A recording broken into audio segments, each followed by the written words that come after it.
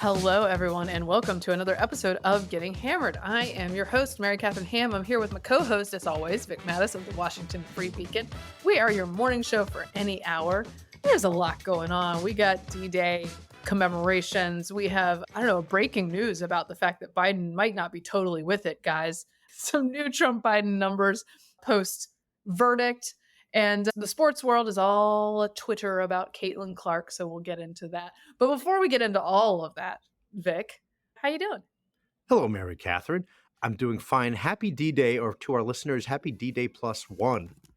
Dog 1 is now open. Okay, sorry, that's a Saving Private Ryan reference. We have D-Day thoughts, so I'll save mine for later. Otherwise, doing fine, but I got a story from when I was up in Jersey, and I forgot to tell you.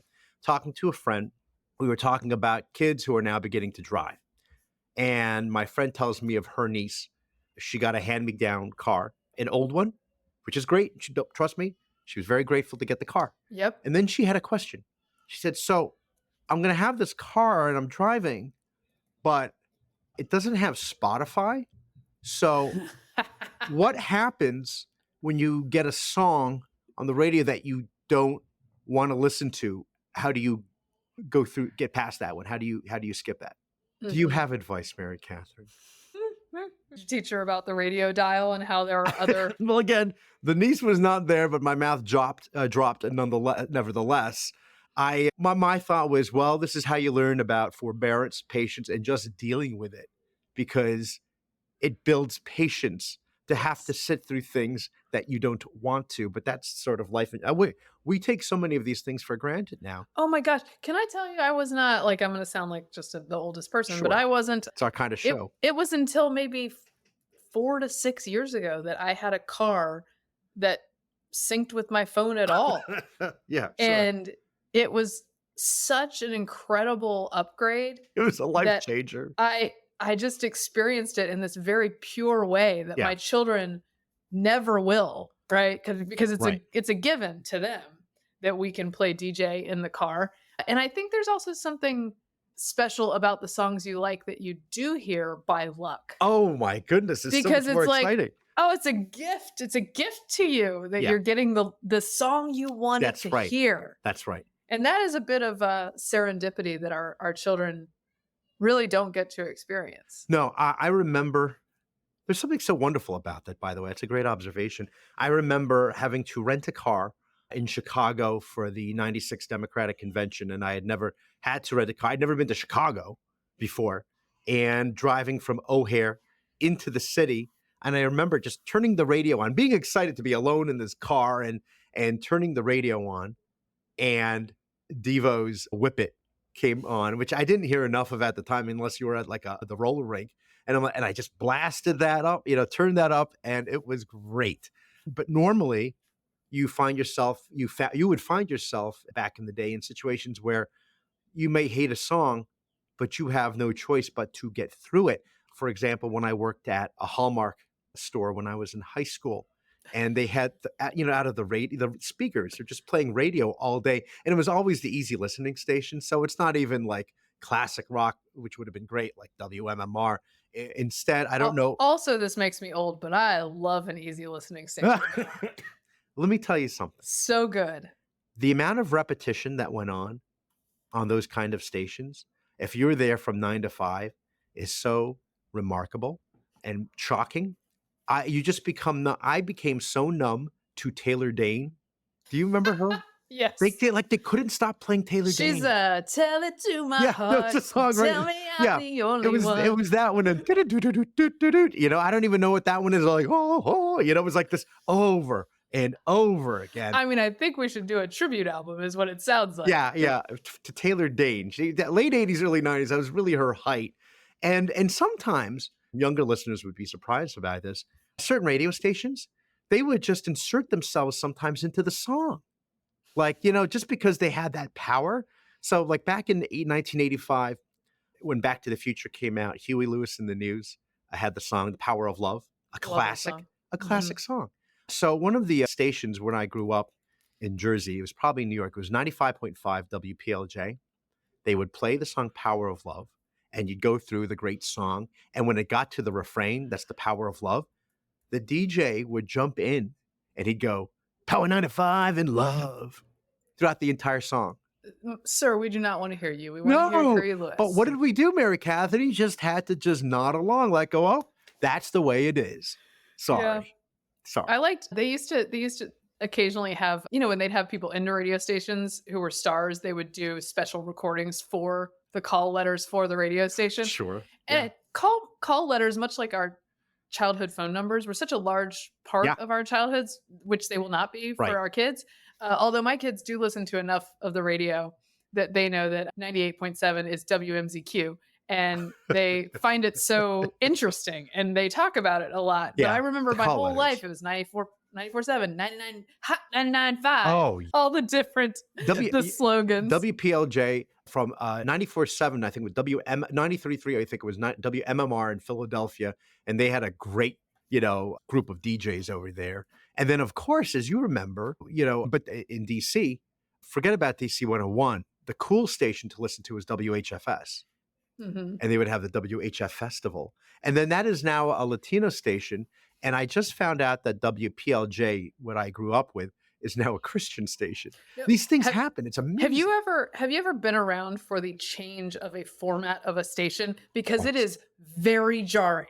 Yes. You will just go from having something on your dial. Again, children, I know you don't understand this. Something on your dial that you're used to every day that's definitely country music. Mm-hmm. And then you turn it on and it's like Tejano the next day or something. Like very specifically and very different music. I wonder if you could find this on YouTube, because I do remember famously WHFS when it changed over.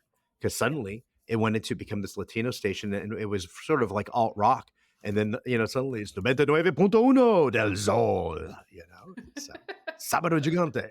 So, my goodness. Yeah, I don't know. So these kids today. I tell my kids that because you don't want to get in the habit of DJing for your kids, and especially not DJing for your kids in the car. I just tell them sometimes they have to live with the radio. Like, this is what we're doing.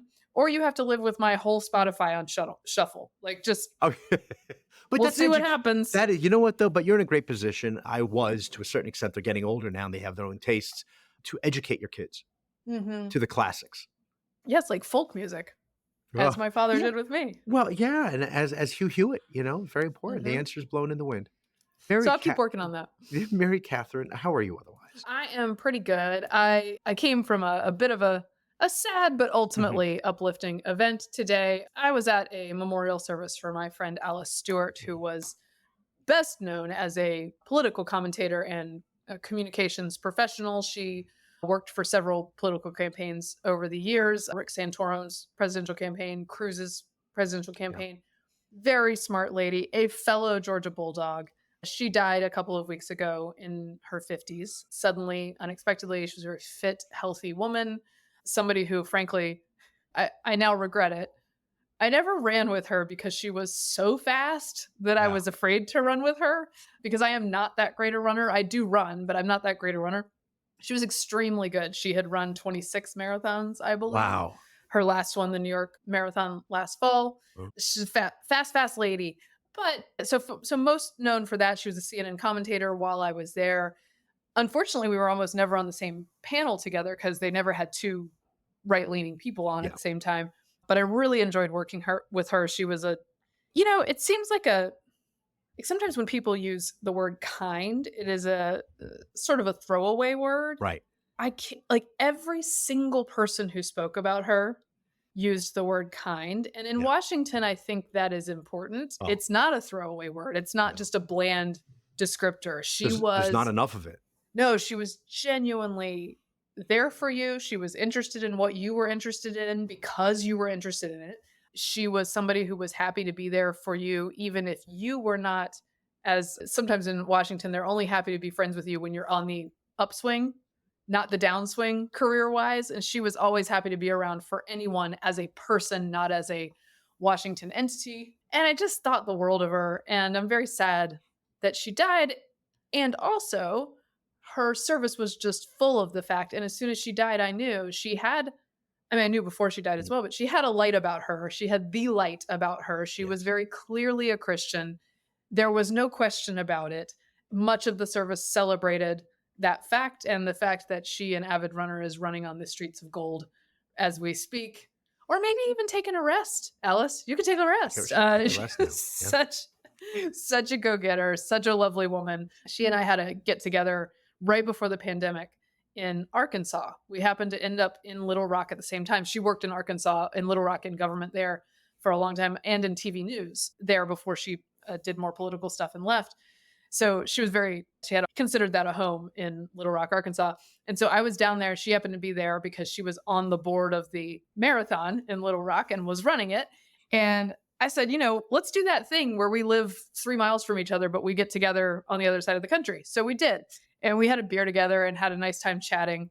And it was a special gathering just because it turned out it was one of the last normal social interactions you would have like that in 2020. Yeah. Because it was in like late February of that year. Oh, yeah, that is towards the end. So we had a really nice night together, and she suggested a barbecue place for me, and she suggested a hike I should do that I could do at sunrise, and I did it. And I almost missed my flight, but I'm really glad I did it. And so she's just like a very special person. That was a special night that we hung out together, and we had seen each other since, but I'll always remember that one. And she was just a cool lady. And the bipartisan group scattered with Arkansas folks and Georgia folks and, Democrats and Republicans alike was great to see out for her. And we spent a lot of time remembering her. So that's what I did today. So if I am not as up on the news as I normally am, let me ask for some grace in that department. But yeah, just a lovely lady, and praying for her family and friends as they go through this. Maria Cardona, who you might know as a Democratic strategist on CNN, the two of them had a podcast together called Hot Mics from Left to Right. Very gracious with each other. And of course, Maria is hurting as well. So anyway, just my thoughts are with all of those folks. And then just to shift gears wildly, yesterday there was an announcement that I have been hired by Fox News as a Fox News contributor. So I am back on that team for election year. Official congratulations now. Yes. We didn't want to jump the gun on the show. Yes, we didn't want to scoop myself.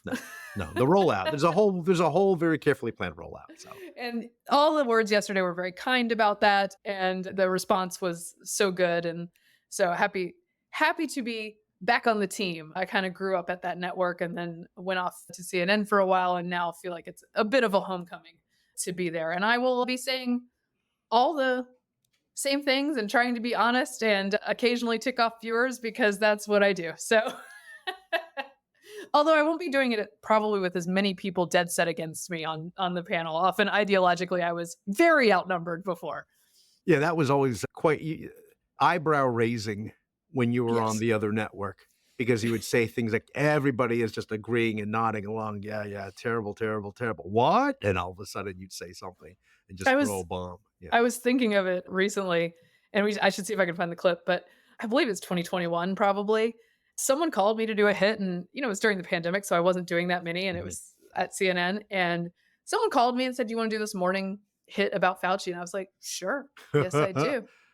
Literally yes, I do. A hit. And I went on, from Aruba, and they're like, "Where are you?" And I was like, "Aruba," because it was still frowned upon to be traveling at that point. But I didn't think it was bad, so I, went on air, and then I just listed off a bunch of the, provable lies that he told, and that it didn't land well. It didn't land well, Vic.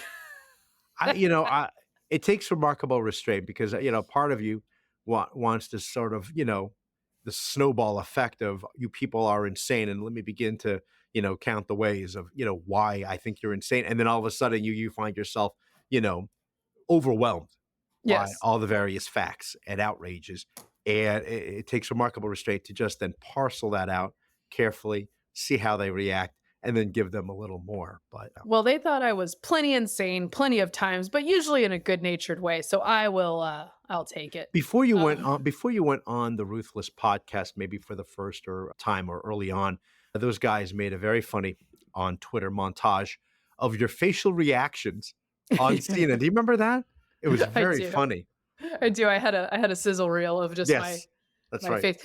I learned that skill, which is a large part of my repertoire, frankly. I learned that skill because I started my career going up against Bill O'Reilly, and you just couldn't say that many words. So I had to do what I could do, and my facial expressions were what what That I could that do. that is a steep learning curve right there. Very, very, especially for a Southerner who speaks a little slowly. I don't speak slowly anymore, but I did Right. when I started TV.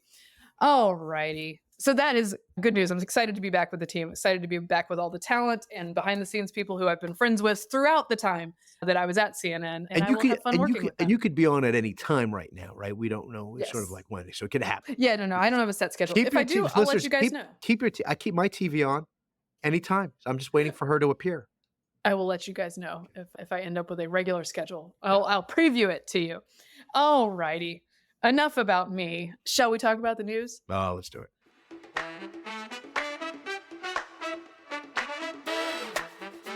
Alrighty. So this is a little bit of polling news. We'll start with some 2024, like you do. 2024 race to the bottom. Small shift toward Biden after Trump verdict. This is the New York Times reporting. It's one of the biggest questions in the week of Donald J. Trump's conviction. Did the verdict change anyone's mind?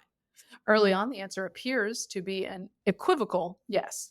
In interviews with nearly 2,000 voters who previously took the New York Times Siena College surveys, President Biden appeared to gain slightly in the aftermath of Mr. Trump's conviction last week for falsifying business records.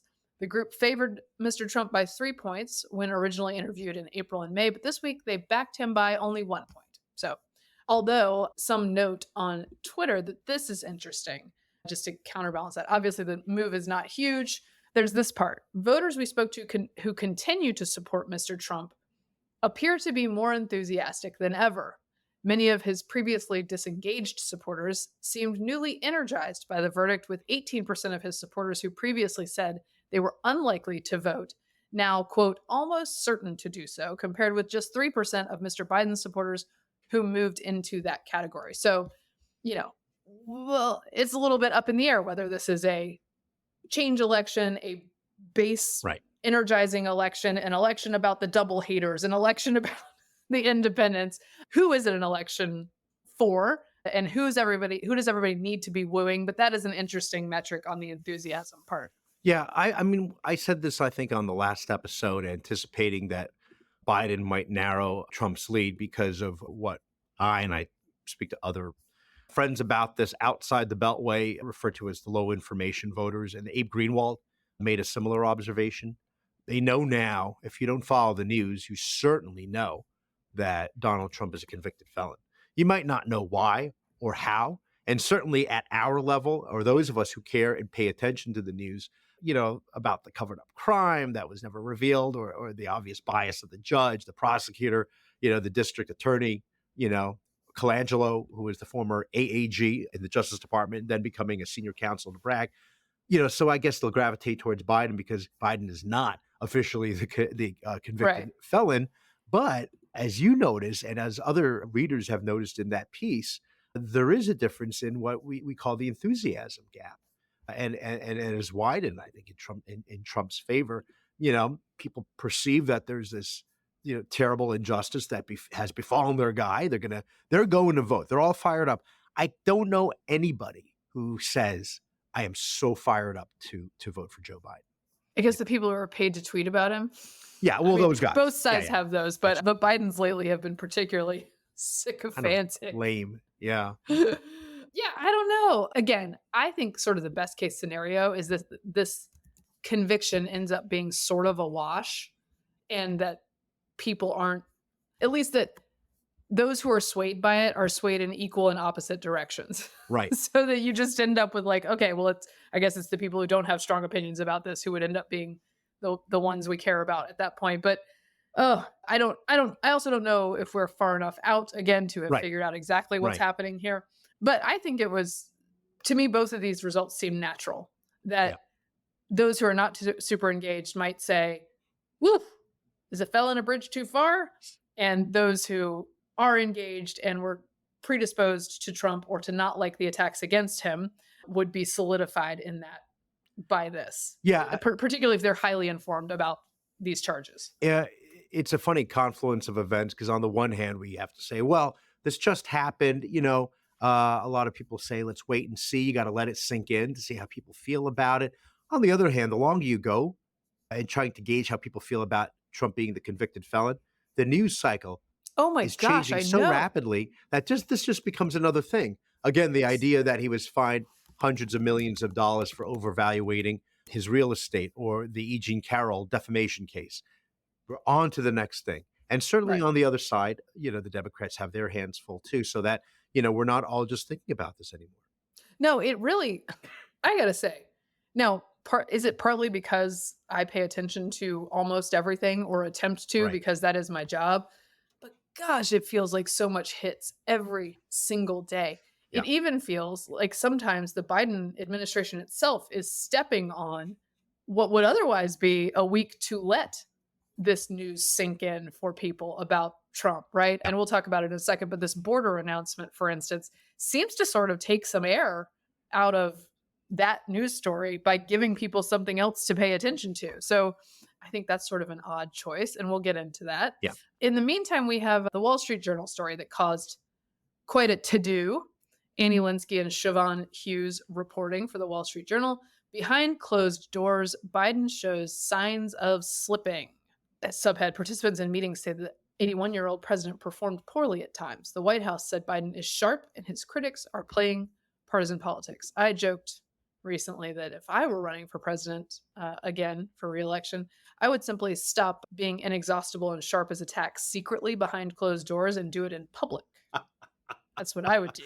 Well, I mean, there's this running That'd joke. be number one on Yeah. my plan There's for this reelection. there's this running joke about the headline "Behind Closed Doors," and it's like, yeah, Uh-huh. also with the doors open, in front of the door, behind the closed door, he's all over the place.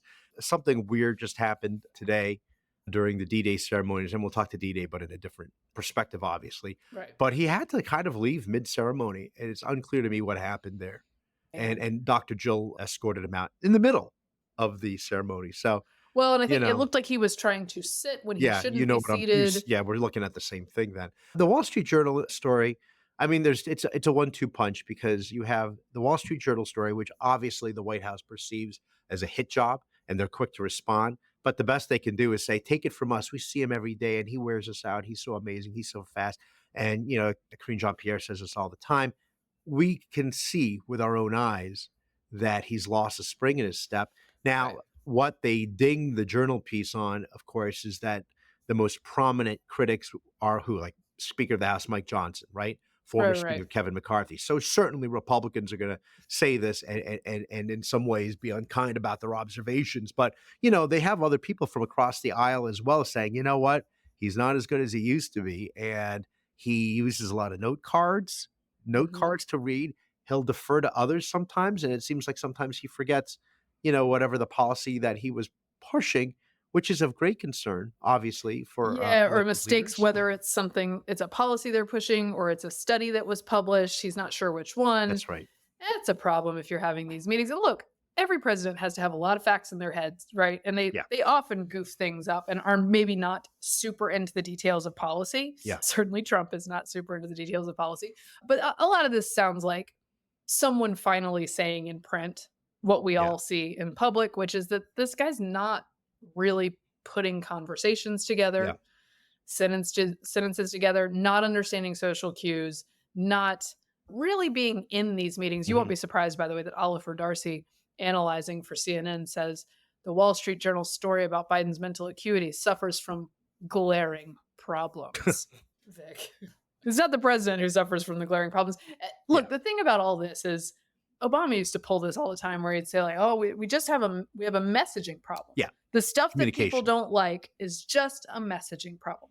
Now, look, I don't think that was true on many of his policies. I think many of his policies didn't pan out the way that he had promised, and he made really big promises. However, it's much easier to lie to people about the possible future impact of a policy than it is to lie to them about the man who is standing in Yeah. front of them Yeah. speaking. Right. I mean, when you see him and he's walking down the tarmac and he's got the special shoes on, which I Yeah. imagine I could probably benefit from that. Okay, fair. Yeah, But okay. Maybe we should do that as one of our tryout shows. No more taste tests. That's right. No, just footwear. orthotics and Orthotics. nurse shoes. That's right. But him walking along, it makes you kind of nervous watching, because Yes. he didn't have his coterie surrounding him, so we could actually fully see. just how slow he's become. And on the other hand, they did the Time magazine interview, and I'm sure they were thinking this is going to be great. So whatever happens, elsewhere, we got Right. Time magazine obviously on our side, and it's clear when you read the questions that they are, and they're trying to help him.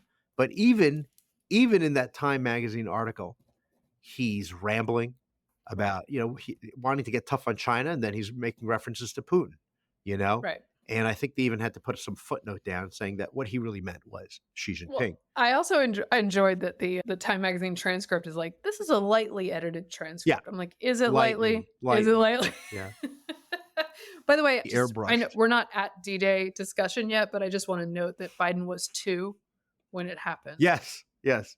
Well, I was saying So that Biden was in Normandy. I meant like for the commemoration, not that he was there at the time. it Okay. was too young to be there Yeah, at yeah, the time. slightly, slightly. Biden in that Time magazine piece also had this rambling discussion about the Brazilian rainforest and, paying them. Sure. He says, and I have the quote right here.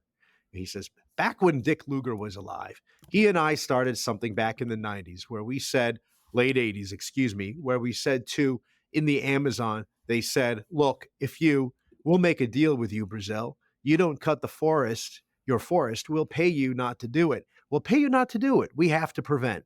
That was it. And then he started talking about Angola and then some sort of a transcontinental railroad, but I'm not sure if it's transcontinental Africa or transcontinental South America. We don't know. I don't know. And then he had this line where we were talking about Europe and Ukraine, and he says, "I got a call from Kissinger about 10 days before he died." And he used the following comment. He said that not since Napoleon has Europe not looked over their shoulder at dread with what Russia may do until now, you can't let that change. I mean, I I feel good about all of this. Yeah, no, and then of course Time tried to really get into the whole Israel thing, like what have you done to punish Israel? And Right. do you think that Netanyahu is, prolonging the war for political gain? And Biden says, I'm not commenting on that. And then he says, there's every reason for people to believe that. I'm so glad he didn't comment. Yeah. So sharper than Also, ever. you're prolonging the war. You're Yeah, telling them not to fight yeah, the war. that's right. Yeah, we're Uh, not prolonging the I war. We just want Hamas to remain in power, and that'll work out. I enjoyed this one. You're 81 years old and would be 86 by the time you left office. Large majorities of Americans, including in the Democratic Party, tell pollsters they think you are too old to lead. Could you really do this job as an 85-year-old man? I can do it better than anybody you know. You're looking at me. I can take you too. What Yeah, is that a challenge? Our Is he yes, challenging the reporter? our Andrew Stiles, our writer Andrew Stiles here at the Free Beacon, always likes to point out it's one of these old age problems of becoming belligerent, and that was belligerent. Yeah, well, it's Yeah. Mandelbaum syndrome, Yes, right? that's right. It was Mandelbaum. From the That's famous right. Seinfeld Lloyd episode, just a Bridges. grandpa who Yeah, wants Lloyd to Bridges. fight you. Yeah, and he lifts up the TV. Oh, my back. I did have. Can I go on a little tangent here? Oh, please, When he yes. mentions, I'm sure he's thinking it was just yesterday, but when he mentions Dick Lugar, the Republican senator, Mhm. extremely moderate Republican senator from Indiana, I was reminded of how humbling it must be for a senator when he or she is no longer a senator. Mhm. Because sometime after he retired, I was in line at a Subway, and I don't mean a Subway station. I Okay. mean the sandwich place with the Mhm. sandwich Mhm. artists. And in front of me was Dick Lugar and an assistant. And the assistant was explaining to Senator Lugar, here's how you order, and this is what you can get. And he's marveling. He was marveling that, the different. And I don't know if the people behind the glass, if they knew who he was, because he Mhm. was certainly, he became, I knew of his presence in the 1980s because he was very much involved in the end of the Marcos regime in the Philippines, which Well, of course how influenced me. involved in sandwich artist policy was he? Oh, That's the question. and also he was trying to figure out what to get, and they have all those the chicken steak sandwiches. There's like the chicken teriyaki, footlongs are obviously not getting a foot long. He's going to have to get the 6 inch or maybe the BMT. I'm like, get the BMT. You can't go wrong with the Italian BMT. So anyway. I was a cold cut trio gal myself, and then they Oh changed it. no, Mary Catherine, that is the discount meat category because Yeah, it's nitrates for it days, was or is it what was is it that, three nit? ninety nine? It was like $3.99. The cold cut trio. This is the ones Look, I didn't famously. have any money, Vic. I was That's in true. Okay. college. Well, I have to tell you something. It didn't have any actual ham or salami either. It was all turkey based, and it was a little asterisk so that you say, "Oh, I'm going to have the one." The cold cut trio is ham, turkey, salami, whatever it was. And then you look in the asterisk. It says all meats are turkey based. I chose not to see that They- asterisk. As I far as love I was concerned, it was all just as labeled. I loved the BMT, and I don't even care if how weird it was for me. Said I'd like a foot long Italian. I'd say give me 12 Okay, now inches. here's the thing. Yeah, It might be humbling to be Luger in that situation. Also humbling to be Luger's assistant ordering a Subway. Although look, yeah. like You're that not in the Navy. You're not having the Navy bean soup anymore in the dining room. no, that life is pretty sweet though, the post Senate life. Yeah, Like just give a bunch of really fine. expensive speeches and Yeah. hang out with rich people. And that's what's wrong with our society. Anyway, That's humble. yeah, All so right. the Wall Street Journal is just saying it. A lot of people are just saying it. They got people on the record. Obviously, yes, some of them, as you note, are in opposition to the president. But the thing about many of these issues is whatever attack you hang on your opponent, if it jibes with what people's general view of that person Right. is, it's gonna fly further. It's Right.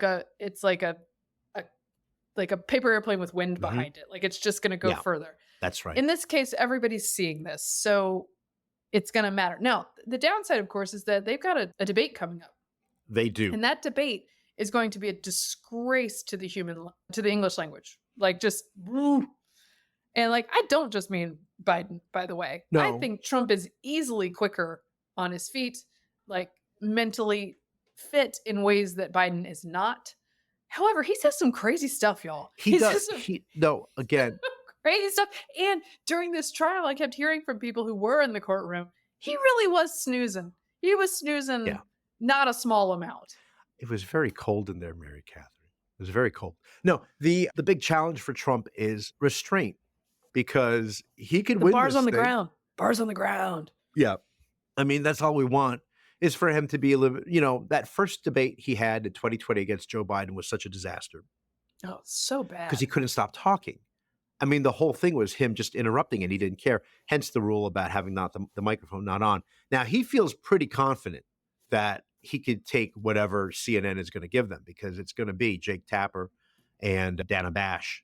And he imagines, and his campaign should imagine, they're going to try to help Biden as much as possible, or, soft, maybe not. Maybe they'll be surprisingly tough. But, there have been debates in the past, as you and I know, where the Democrat would get a tip off from somebody like Yeah. Donna Brazile or whoever to say, here are the questions.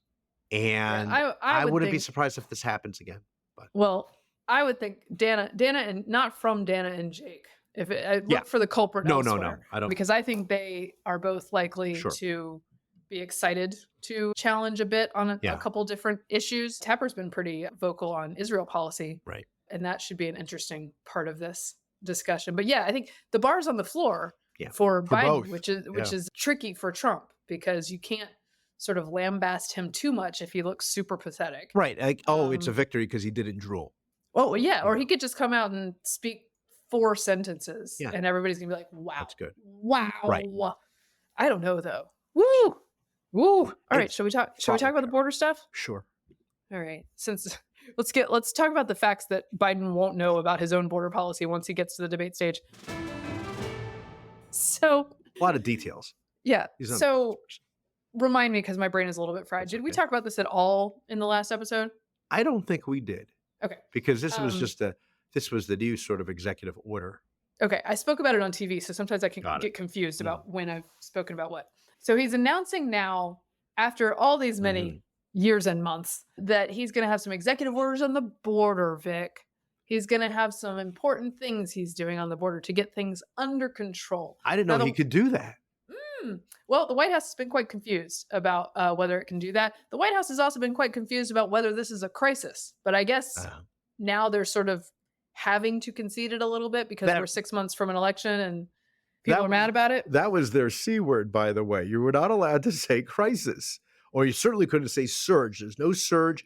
There is not a crisis. I mean, they went through that for a very long time and very vocal about it during the White House press briefings. Yeah. Well, perhaps now there are just adjustments to be made. It's not about a crisis or not a crisis. At any rate, I guess they're sort of conceding that something went wrong here because he's now saying, I'm going to use executive authority to make some changes, put some caps on asylum seekers, say that at 2,500 per day, we shut down the border, we make some new rules, what have you. Okay, look. I think it's important to talk about the cynicism here because the problem with border policy for many, many years, as long as I've been in politics, Mhm, has been a trust problem. If people don't trust you to do the enforcement that you are talking about doing, mhm. you get nowhere with those policies, right? Right, You can't sell them unless people believe you're the kind of person who right. will actually enact them. So I'll give you three guesses whether anyone thinks Biden's administration is the kind of administration that will actually toughen border policy. No one believes you. So that's the cynicism here is there is no border crisis for them. They don't mind this at all. What there is a political crisis, a reelection crisis. Yeah, And so they're now saying that they're going to use all these powers that months ago, both Biden and Mayorkas said they couldn't possibly use. They're going to use those to change things. right. Now, we always knew they could use executive action. You know how we know that? Because the reason the border is like it is now is because they removed executive actions That's right. made by Trump that they didn't like because they govern in opposition to Trump, even if things he's doing are working. So now they're just gonna use some executive action. Vic, Yeah. So they were compelled to because Trump was so terrible that whatever he did, we must do the opposite. So even if Mhm. it turns out to be effective, like these executive orders, we're reversing them day one. Look at us. And in fact, I believe he actually said Biden or any of his surrogates had said that they wanted a surge to the border. I feel like that was something that they actually said. I mean, it was green Yeah, lights all over the place, right. man. And certainly folks like the Squad and Mary Alexandra Ocasio-Cortez down there at the border, and they're crying. So, Trump wants to build a wall. We got to dismantle the wall. Right. Remain in Mexico. Come on over. And so here they are finding themselves 3.5, almost 4 years later, doing what they said, as you mentioned, that couldn't be done. But of course it can. And they could have done it a long time ago. And in fact, the best thing they should have done was not ended Trump's executive orders. And then the whole idea is, oh, I'm powerless. I can't remember this. And it's really the Yeah. Republicans in Congress. We got to blame them. That was like 3 Yeah, months ago. that's right. And here we are suddenly, and let's just try to forget that and focus on these very important things. This is part of the Biden campaign plan. Remember, Americans, at this point, it's June. Early on, people were so dismissive. You got a whole year to go before the election. Right. Oh, it's less than 6 months away. But here's their plan. Number one, restrict immigration. Look at us. We did this great thing because, Mhm. it was a big problem when he entered office. The second thing, cancel student debt. That's it. It's all free. All Three, free. legalize marijuana. And fourth, I just came up with this. And four, jail your opponents. Sorry, but that's not part of this plan. And yeah, but they do want to. You just asked this. Do they really want to shut the border? Do we trust them to do this? No, of course not. They don't like these policies that they're being forced to enact because there is, as you mentioned, an election crisis. Hence, if it's 2,499 people a day, okay, I guess it's not a problem. At the moment, we have 6,000 people crossing, every day. One of the ways to get out of these new rules is, quote, fear of return for any number of reasons. Do you fear going back to your country? Yes. Okay, we'll take you out of that and put you in this special group of Right. exceptions. Well, there's a lot of people now because they're all seeking sort of asylum for one reason or another. And why wouldn't you say that? I mean, if Right. you ask me personally, I've always said, they need to have the attitude needs to be a zero tolerance policy because you get millions of people from around the world and they're standing in line every day. And it's going to take years for them to legally enter this country in some cases. You see the lines outside the consulates Right. or some cousins of mine from the Philippines. It takes forever, but they're Yeah. not coming here illegally. They're I trying to know. abide by the law. But then this happens, and it's like the line cutting we just had a discussion we had. Why do you bother that? No, it's deeply unfair, and that doesn't change the Deeply fact unfair. that the legal process is crap. Like I concede that. I've argued many times that I would like for us to change that. You know how you change it is you earn trust by securing the border. That's Right. the first step.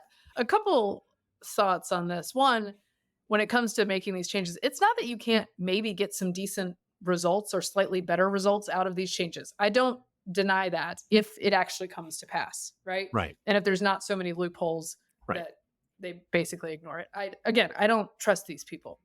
But you can't undo what has already been done. Right. And there's a population here that's bigger than I think 44 of the United States of America. Yeah. In illegal crossings or known gotaways Right. already here. And that doesn't mean that all of those are bad people. Right. Of course, A lot many of of hard them are workers. just seeking a better life and Sure. are working hard and all those things. But look, it does put pressure on cities. It does put pressure on funds.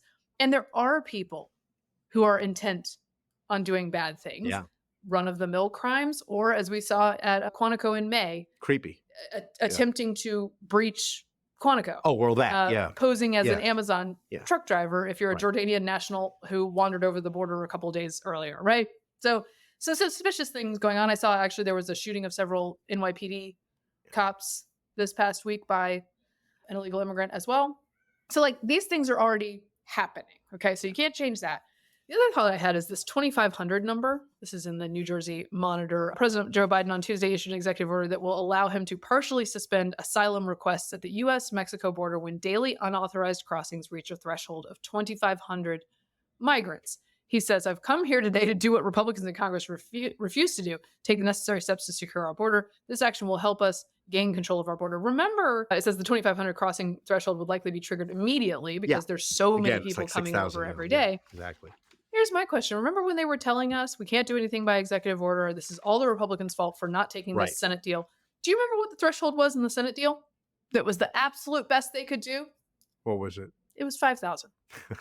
It seems like maybe Yeah. you should have offered the Republican senators and hawks 2,500 to see what would happen. It's all arbitrary. But they don't like to do that. No, it's whatever serves their purposes at any one specific time. So anyway. Yes. And by the way, according to them, they're allowed to do the loan forgiveness or the executive orders or DACA if you're Obama, just according to their wants and needs as well. Like the Constitution is really not the limiting factor. The politics end up being the limiting factor. And that's the reason I'll never be a Democrat, because I think we should stick to the rules on these things. All right. You want to talk about D-Day? Let's talk about D-Day. I mean, look. 80th anniversary. It is the 80th The Great Invasion. anniversary. Probably the last one, the last milestone, certainly, that the last of the fighters who were there that day will see. And remarkably, many of them have traveled there, which I just find stunning to see 100-plus-year-old men traveling to Normandy and then getting this amazing welcome in France. Both at our domestic airports, you see people sending them off, but in the streets of Normandy, just amazing welcomes. It's a really interesting observation you make, and poignant, because this must have been how it felt in the 1920s or 30s when suddenly you were down to the last few survivors, veterans of the Civil War. Right. They were there. Maybe they were, and especially that war, it was not a minimum age. Like, you were 18 or 17. Right. There were some young guys, 11-year-olds out there. fighting there. I mean, they got drums and stuff. Different roles, but they were there. Fifes. They were fifes. They were fifes, and they're on the battlefield. So maybe 40s, 1950s even. And we're seeing that now, as you mentioned. It made me think about Reagan during the 40th anniversary of D-Day back in 1984, and how many veterans must have all been there, and even officers, high-ranking officers who might have been in their 40s who were still around. Honestly, I rewatched Band of Brothers recently, and I was like, these guys were spry when this was filmed. I mean, they were, they were elderly, but they were doing pretty decent. And are any of them around now? I don't know if any of them are at this point. It's something. But you saw something, a D-Day story you wanted to share. Yes, my friend Bethany Mandel shared this with me, and it's written up in the New York Post as well. But there's a Lieutenant Nathan Baskind of Pittsburgh, Pennsylvania, who on this anniversary, his remains were found in a mass grave of German soldiers. Wow. So he had been captured he had been shot and then taken by Germans. He was a Jewish soldier who came on shore on D-Day, lost his life scouting ahead, and was shot by Germans and then Yeah. taken and buried with a bunch of German soldiers. Now, someone had intel on this, and over the years were able to track down where this man was buried in the German, I don't know how you say it, Marigny cemetery, Marigny Uh-huh. cemetery. Yeah. And someone happened to notice a name on this plaque that marked this grave of 17 German soldiers, Baskin, and thought, that doesn't seem like it belongs. Like, Yeah. who's Baskin? So they Yeah. looked it up. They found out that he died the night of his capture after being shot, was buried here on Memorial Day in 2023 on an unrelated trip to Normandy. This Operation Benjamin, which does work like this, Mhm. finding Jewish soldiers lost in World War II, led a delegation of 60 Jews on a secret mission to the German war cemetery to visit his grave. It was the first time he had ever been visited by fellow Jews. They did the mourner's prayer at his graveside. And after a ton of work between all sorts of authorities who have to decide, rabbinical authorities, German authorities, Right. US authorities, the military honors folks who decide who can be buried at Normandy, they were able to gather remains from that grave by exhuming it with the blessing of these rabbis and move them to Normandy with full honors by this 80th anniversary. So Lieutenant Baskin will be resting with fellow soldiers, fellow U.S. soldiers, Yeah. He should have belonged. and he will have the Star of David over him instead of being in a mass grave with German soldiers who likely had a part in shooting him. It's quite a remarkable story, and just the work that it went into tracking this down to making sure that everything was legit in Yeah. moving everyone. Quite an undertaking, and Operation Benjamin deserves credit for what one of their main missions is to go and make sure that Jewish soldiers were not in the haste that they were buried, not Mhm. disrespectfully, not meant to No, be no, no. disrespectful, but buried under Right. crosses. Yeah. So they go and change that in various military cemeteries around the world. So Yeah. Lieutenant Baskin, he'll be resting in peace somewhere different this year. May his memory be a blessing, as they say. Yeah.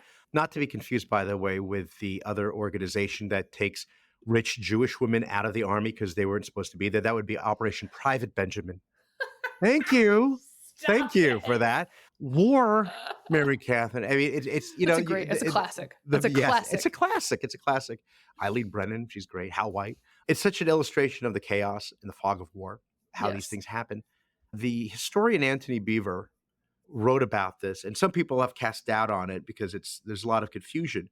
But he insisted, and I met Anthony Beaver once, the historian. He insisted that this actually happened, and this person might not even be alone when this happened, which was a Korean was conscripted during the war by the Japanese Mhm. to fight. They then get captured by the Soviets. The Soviets take this Korean and then conscript him to fight against the Germans all the way on the Western Front. Right. Gets captured by the Germans, forced to put on a uniform and fight against the Americans during D-Day. He gets captured, and suddenly there's this Korean guy in a German uniform. Like, what the, is What going happened on here? here? Right. And he couldn't speak any of the languages because he was this poor Korean young person, a young guy at the time, and now he's been through halfway around the world. And according to Anthony Beaver, I think he ended up dying in Illinois. So I mean, it's Wow. it's the most insane story. But so these weird things happen. I will say I have three thoughts. One is recommended reading. The Bedford Boys is a great book by Alex Kershaw. I reviewed it for the Washington Post many years ago. And if you get the paperback, there's a blurb on the front, and that's me, by the way.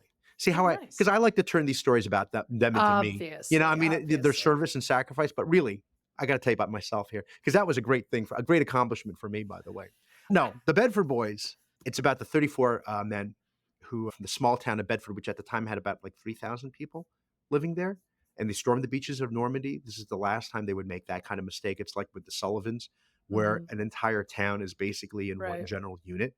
Within minutes, 19 of the 34 were killed, just Oh my mowed gosh. down, by like MG-42s or whatever. And the book is so powerful and moving because not only they talk about the horror of that, he goes back to the town and the telegrams that go out and then the reactions Mhm. of the wives and how do they react to this. And it's really stunning. Like you won't forget it. It still sticks with me about how people cope with such trauma.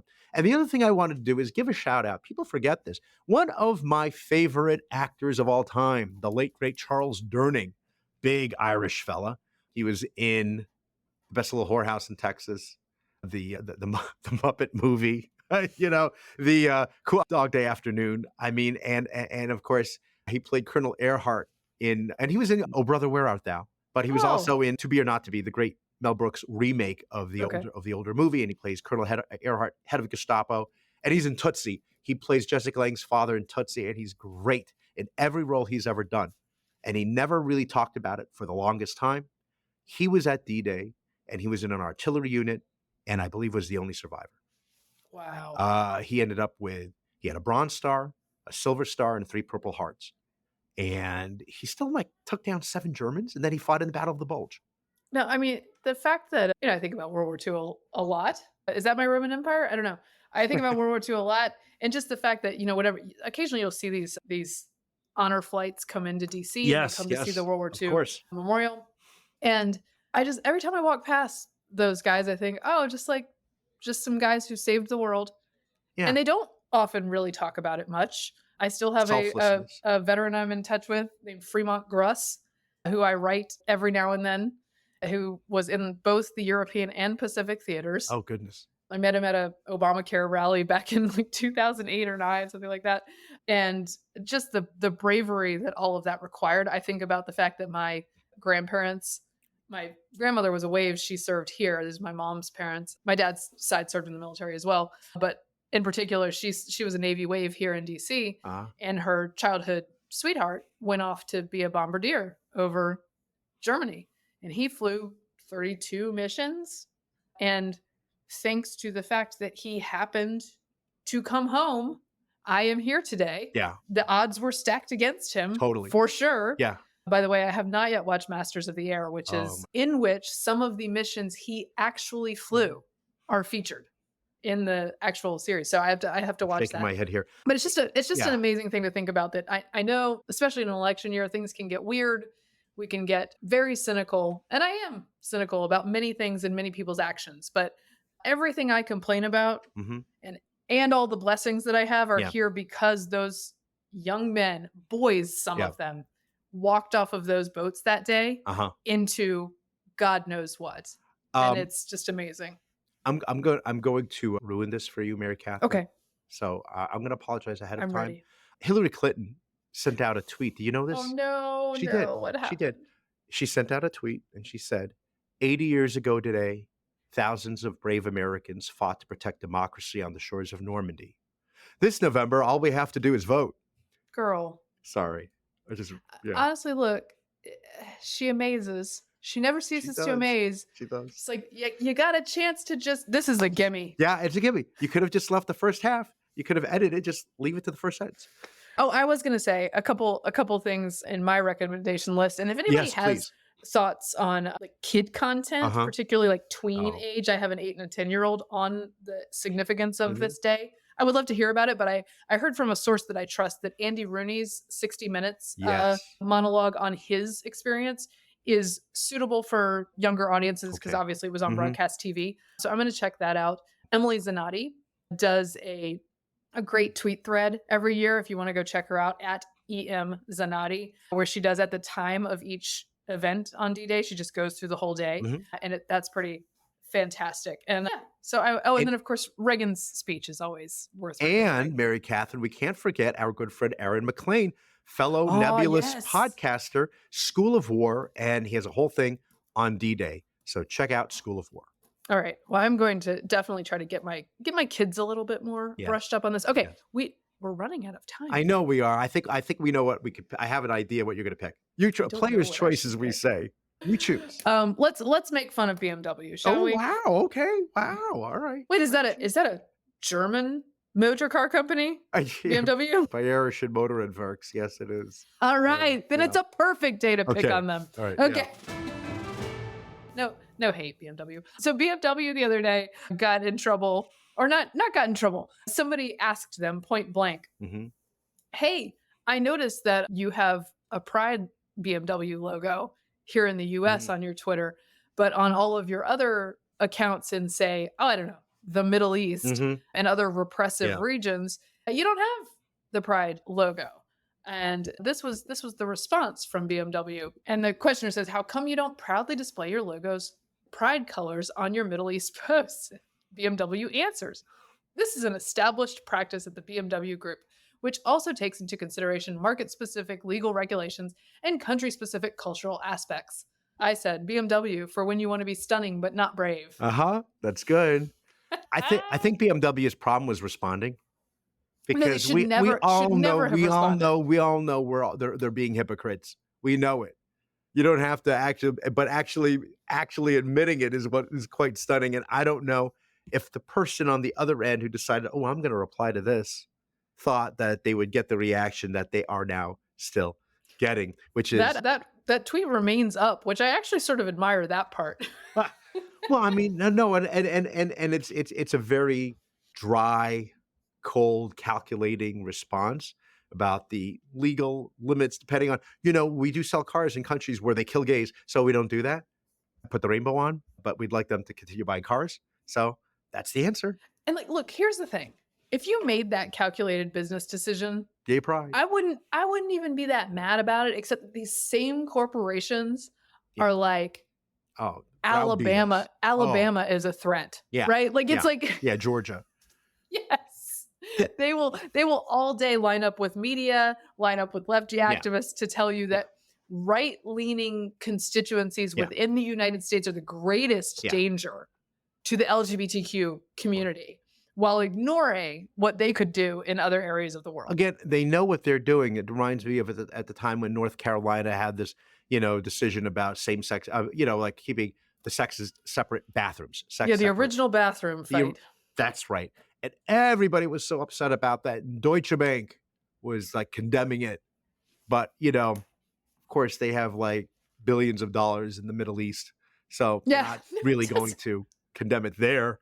No. You could do whatever you want there. Oh, you just threw one off the building. Oh, well, please open an account with us. And here, though, because they know it's safe. It's all virtue signaling. It's safe. Right. Super safe. Yeah. So there's that. And in general, the rollout has been, as usual, quite something else for the month of June. I saw this thing, Mary Catherine, about that Star Wars movie series, The Acolyte, and it's not doing well. Not a lot of people are watching it. And then I saw this tweet in The Wrap says it's the gayest Star Wars yet. And it was kind of tongue in cheek, but at the same time, I'm sure it's true. Why aren't people liking it? How come they don't want to watch this? What's wrong with you? So you have not yet seen it, and I haven't seen it. Mm-mm. No. But Steve saw it. Okay, let's hear it. I feel like Steve is he's a very big Star Wars fan and a relatively forgiving Star Wow. Wars fan. Okay. And as evidence of that, I will give you that he slightly more than tolerated the Obi-Wan Kenobi series Oh, that everyone thought. yeah, no. Like, I don't think he liked it, Yeah. but he was not mad about it in the way that a lot of people were. I didn't even get to that. I got through one episode of I got through the first season of The Mandalorian. Oh, I liked the first season of The Mandalorian. But so he didn't mind that one. He watched an episode of The Acolyte and he was like, "What are we doing? What are we just Yeah. it's just give me good writing. the thing is And you're not designing the product to entertain people if you're only designing it to hit all the DEI boxes. That's Right. just the facts. That's not art. You have to at least do both. Yeah. You don't have to throw all of your diversity out the window. Right. You can even in 1977, Mm-hmm. I'll tell you, Vic, in the very first Star Wars, have an empowered female character Oh, who is a heroine throughout. That's a thing you could do even Yeah. in 1977. I know people Yeah. don't believe that now, but that's what happened. yeah. And in 1980, have a very dashing, handsomely roguish character named Lando Calrissian. That's right. Oh my goodness, another Come one. on. No, I do hate about the progressive way of doing things now that you have to erase all that came before. No, first is the identity, then we'll figure out whether or not Yeah. it works in the story. And but it- we yeah, and gotta it get turns that out identity. Both of those Star Wars movies were good stories, Fantastic. well written, Oh. with interesting Yeah. characters. Yeah, that's it. Oh, I am being beaten to death on elevator news by the month. And I'm more outraged because I saw very little coverage honestly, last month for my people. And again, It's we true. had and we That's had true. to You guys didn't get much. and I saw zero about Jewish Heritage Month. I'll tell you that much. No, you And get. You know who I will give credit to for Jewish Heritage Month? Sesame Street did something, oh and Sesame Street wow, can lean pretty yeah, lefty left, woke. yeah, And one would think that perhaps in this year, when hmm the left is so angry about the Jews, that, yeah, that maybe Sesame Street would soft pedal that. right. But they did a really nice thing Oh, during okay. the Well, month. So that was cool. But yes, you were completely left out because no, you are and if now. there was some about Asian women. Okay, I get it. Amy Tan, she's a great author. I get it. She But didn't write a book on vodka. what about great Asian American editors? Yeah, Who are male? men Yeah. or men. No, You know no. what? We should have done something. Okay. I know. You know what? You get it. You get it. You get a dose. Our listeners get a week, a double dose every week of this mix of woman, Asian man. There you go. Look at us. White Look woman, at us. Asian man. Gosh, we're better than the Yeah. acolyte. No. Check that box off. All right. All right. So with that celebration, Yes, that wraps up this episode of Getting Hammered. Remember, you can subscribe to us on iTunes, Google Play, and YouTube. You could follow me on Twitter at Victorino Mattis. I'm at MK Hammer on Twitter, at MK Hammer Time. On Instagram, you can find the show at Getting Hammered Podcast on YouTube and Instagram. And I would just like to say once again, prayers for all the family and friends of my friend Alice Stewart, who was a wonderful lady. And I know she'll appreciate this. Go Dogs. Actually, someone said go Dogs at the memorial Oh, service that was good then. from the dais. It was there a you niece go. of hers who also went to Georgia. So I much appreciate that part Sure she was as smiling as a celebration of life as well. So anyway, she will be missed. Thanks for getting hammered responsibly. This has been a Nebulous Media Podcast.